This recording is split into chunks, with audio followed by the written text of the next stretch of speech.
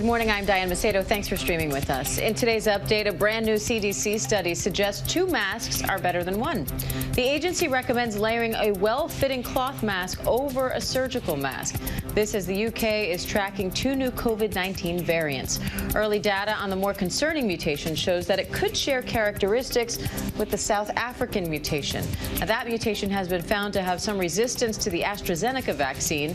Now South Africa is resorting to giving healthcare workers the unapproved Johnson & Johnson vaccine instead. And here in the U.S., another mass vaccination site is opening at Citi Field in New York. Nearly 33 million Americans have received at least 1 vaccine dose so far. The Senate impeachment trial of former President Trump resumes in just an hour. House impeachment managers now say they will show never-before-seen Capitol security video footage from the insurrection on January 6th. Yesterday, Democrats opened their case with a graphic 13-minute video pairing Trump's words on January 6th with violent moments from the siege.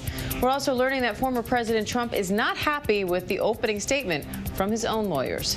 So what can we expect to see today? Let's bring in White House reporter Mary Alice Parks and Leah Wright-Rigueur, ABC News contributor and associate professor of history at Brandeis University. Ladies, thanks for joining us. Mary Alice, I'll start with you. What do we know about this new evidence Democrats are planning to present today, and will the defense have a chance to respond? They will in time, but not right away. The House managers get to lay out the entirety of their case, and then Trump's defense team will rebut the case later this week. You know, like you said, the Democrats have said they have new, never-before-seen video evidence. They've indicated this is Capitol Hill security footage. And I think it's probably one of 2 things. It either gets to the violence of that day. We've heard Democrats trying to make the case that the violence and the threat of violence against sitting members of Congress, against then Vice President Mike Pence, was so severe their lives were in danger. It's possible the video underscores that point. Or the video underscores the business of that day. Part of bringing Americans sort of back to reliving that day is Democrats' desire to remind everyone that there was incredible work at hand, that the reason all those members of Congress were there was to count the Electoral College votes, and suggesting that those insurrectionists were really trying to stop the transfer of power. We're really trying to make sure that President Trump could stay in power. So it is possible the new video evidence underscores that point, which Democrats have been trying to make. And Leah, we heard arguments about process and constitutionality from the defense yesterday. What happens now that the Senate has voted that the trial is constitutional and should go forward? Well, I think those arguments that we heard earlier were ones that Republicans were essentially trying out. And I think Rand Paul was the first one a while ago to really try out this idea that it's unconstitutional to impeach and then hold a trial for a former president. And they're trying out these different types of arguments because I think, as former President Trump's legal team said, the case that Democrats have put forward is essentially damning. It is very hard to fight back at that based on the merits of the case. So what they're going after is the technicality part. But now that that's out of the way, and now that the Senate has essentially voted that this is constitutional and that the case should go forward, I think one of the things that we're going to see is all of the evidence on display. We're going to hear a lot about what happened that day. We're going to hear a lot about how congressmen and women, how senators felt and how they felt like their lives were endangered in that moment. And we're also going to see a lot of evidence to back that up, both in terms of, I think, powerful evidence in terms of, what the actual protesters and the rioters and insurrectionists were doing, but also the words that Donald Trump used and how he continued to fan the flames. So certainly defense in this case is going to have a very challenging situation, even in a moment where it appears that at least most of Senate Republicans will vote to acquit Donald Trump. But the goal for prosecutors here is to prove not that the insurrection, or not only that the insurrection was a terrible thing, but that Trump incited it. You need that last piece to the puzzle. So what do you expect to see from them today to take it that extra step? Well, I know one of the things that we should be looking forward is the language that Donald Trump used. So I expect that we'll fully see a lot of footage from those speeches that he gave, that very long rallying speech that he gave. We're also I'm assuming, going to see footage of the Trumps and the Trump administration fellows kind of celebrating that celebratory moment that they put out on social media, and perhaps even behind the scenes kind of celebratory moments where they were encouraging and cheering on the crowds and really riling the crowds up.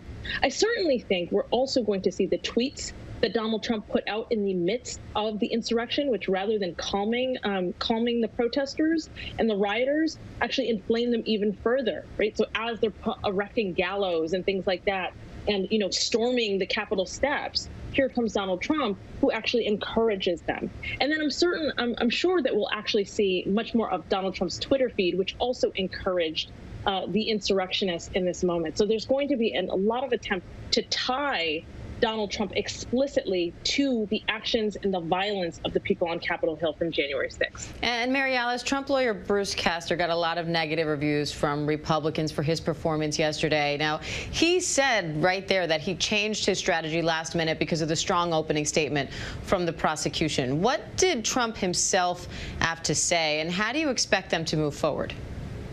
Yeah, we know that Donald Trump was not happy. The former president didn't like the defense that he was getting that first day. I think that moving forward, they're going to try to run out the clock and not offend anyone.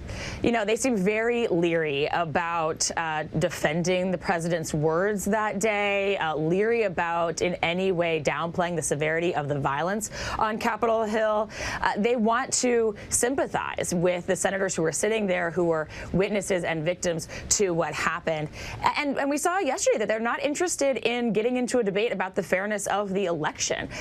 They're completely sidestepping that. I think that they know that that has the potential of feeding into Democrats' hands and playing into Democrats' arguments. Democrats are trying to say this is about a losing president who is trying to stay in power.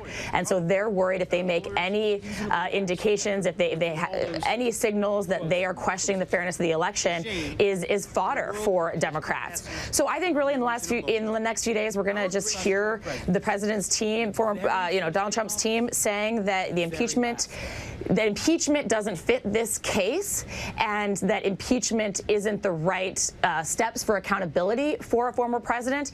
And they're hoping that in the end, Republicans just stick to a party line vote. All right, Mary Alice Parks and Leah Wright-Rigueur, thank you so much. Just days until Valentine's Day, the FTC has a new warning for anyone looking for love online. The commission says romance scams are at an all-time high and could cost you thousands. Rebecca Jarvis has more on what to look for.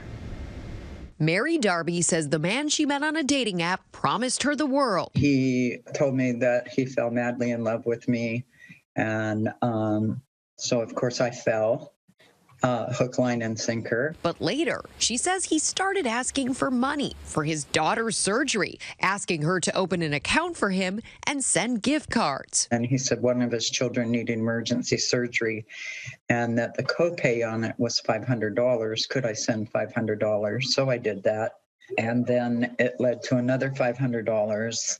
And then it led to $1,000. According to this Federal Trade Commission report, scammers took in record amounts of cash last year in romance scams. The median loss per consumer, $2,500. The $300 million reported lost on romance scams is a record number.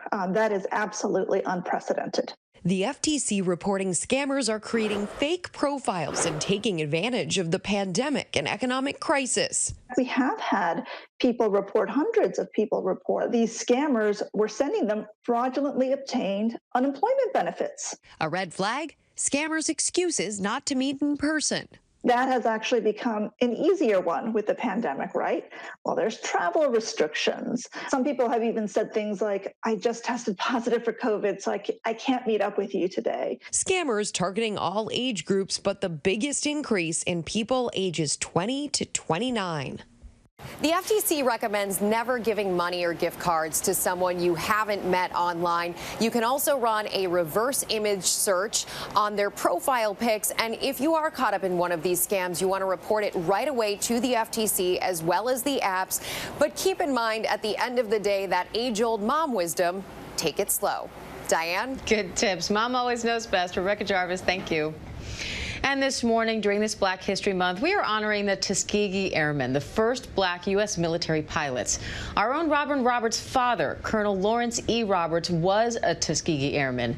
Now her company, Rockin' Roberts Productions, along with the History Channel, is shining a spotlight on them and their fight to serve despite so many odds. When you talk about Tuskegee Airmen, when you think about the barriers that they faced as the first African-American aviators of the United States Armed Forces during segregation, right? This is during World War II, at a time where society were deeming these folks based upon the color of their skin as incompetent, inept, and inferior. What they were able to display both in and outside of the military was Black excellence. Some 60 years after they fought so hard to fight for their country, the achievements and influence of the Tuskegee Airmen are widely recognized at last. They paved the way for people of my generation to run for public office and to carry the torch for what they were able to do decades ago. To be able to look at the Tuskegee Airmen and see the shoulders that we stand on, it's necessary for our generation to see that so we know exactly where we have to go.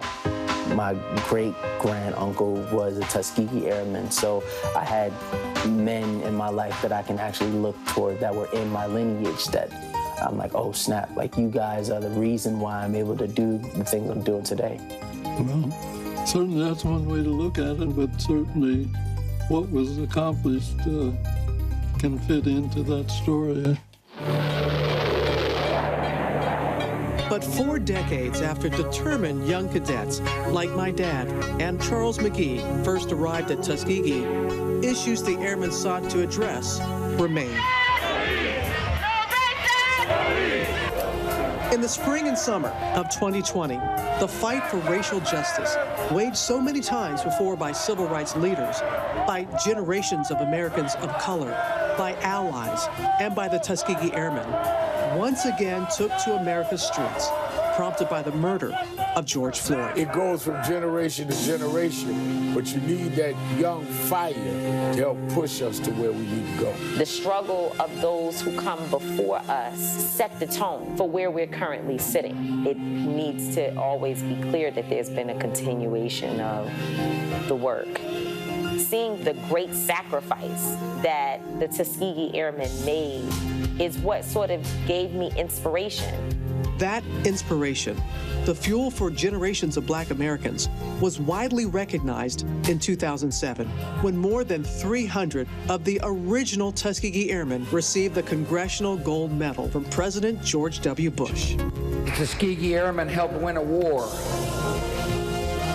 and you helped change our nation for the better.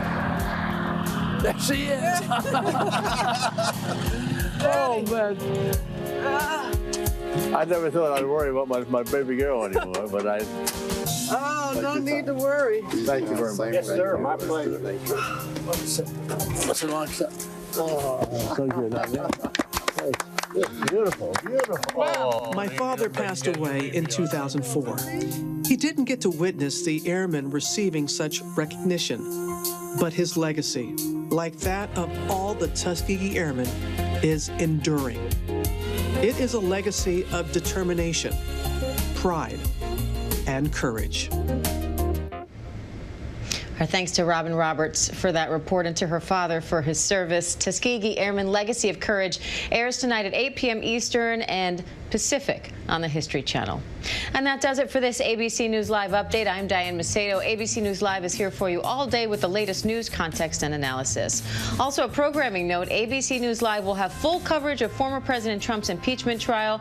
That gets started around noon Eastern today. Until then, have a great day.